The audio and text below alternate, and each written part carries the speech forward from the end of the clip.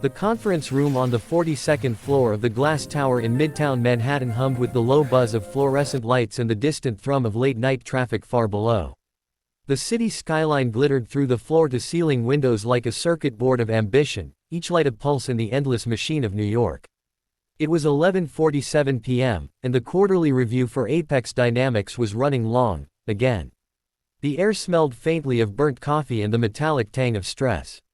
Sarah Klein sat at the head of the polished obsidian table, her coral blazer sharp against the muted grays and navies of the men around her. She was 34, the youngest VP of operations in the company's history, and tonight she was presenting the Q3 turnaround plan that would either save her career or bury it. Her laptop, sleek, silver, and humming with a 97-slide deck, was open in front of her. The screen glowed with a graph titled, Cost Efficiency versus Employee Retention, a delicate balance. She clicked to the next slide. "Gentlemen," she began, voice steady but laced with the fatigue of someone who hadn't slept in 3 days, "if we implement the phased automation rollout in Q4, we can cut operational overhead by 22% without triggering mass attrition. The data supports." A shadow fell across the table. Sarah looked up. A man in a navy jumpsuit stood just inside the doorway, pushing a yellow janitorial cart. His name tag read, Mike. He was tall, broad-shouldered, with the kind of quiet competence that came from knowing exactly how to clean blood off marble without leaving a trace. He didn't speak. He just moved with the calm inevitability of a storm front. Sarah frowned. "Mike, we're in the middle of." Mike lifted a galvanized steel bucket from the cart. The water inside sloshed gently, reflecting the city lights like liquid mercury. He stepped forward. Sarah's voice sharpened. "Mike, this is a closed meeting. You need to." He tilted the bucket. Time slowed. The first drop hit the edge of her laptop with a soft plink. Then the rest followed, a silver cascade, cold and merciless, pouring straight onto the keyboard. The screen flickered. A spark popped. Sarah lunged forward, hands outstretched as if she could catch the water midair. "No!" The room erupted. "Jesus Christ!" shouted David Chen, the CFO, leaping back so fast his chair rolled into the glass wall with a thud. His tie, silk, Hermes, $300, was already speckled with droplets. Raj Patel, head of engineering, stood frozen, mouth open, one hand still halfway to his beard as if he'd been about to stroke it in contemplation. A single drop hung from his earlobe like a diamond. Tom Riley, the CEO, didn't move.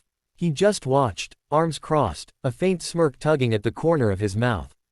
His eyes flicked from the drowning laptop to Sarah's face, and something cold settled in his gaze. Mike didn't flinch. He emptied the bucket with the precision of a surgeon, then set it down beside the cart with a soft clank. Water pooled across the table, seeping into the seams of the wood, dripping onto the carpet in fat, dark blossoms.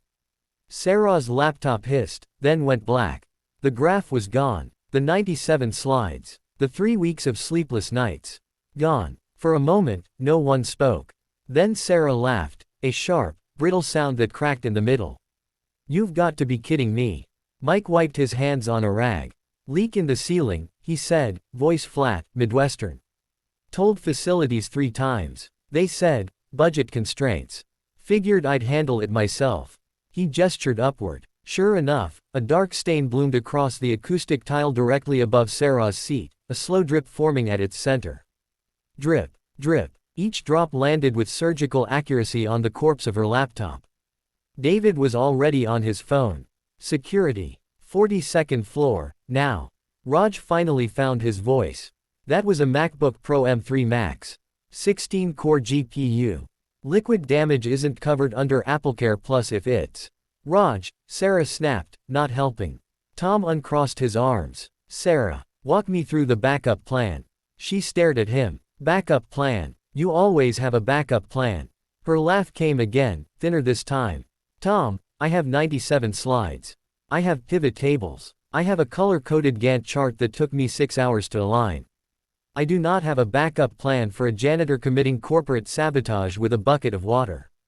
Mike raised an eyebrow. "Not sabotage. Maintenance." Sarah stood, water dripping from her blazer. "You just destroyed 3 months of work." "Could have been worse," Mike said. "Could have been the server room."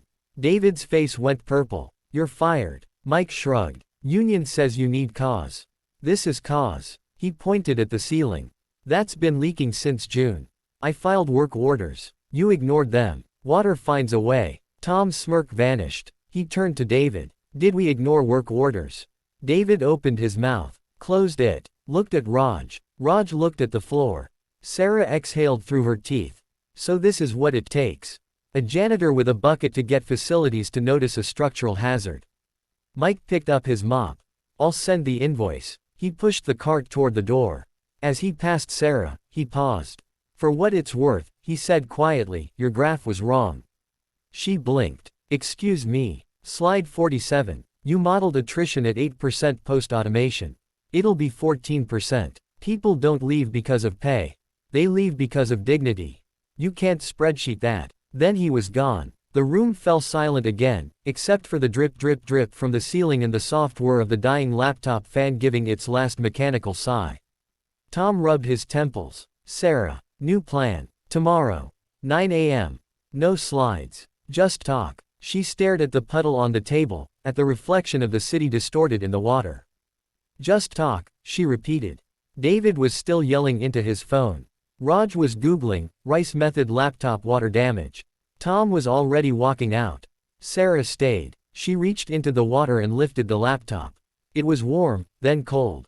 Dead. She set it gently on the table like a corpse.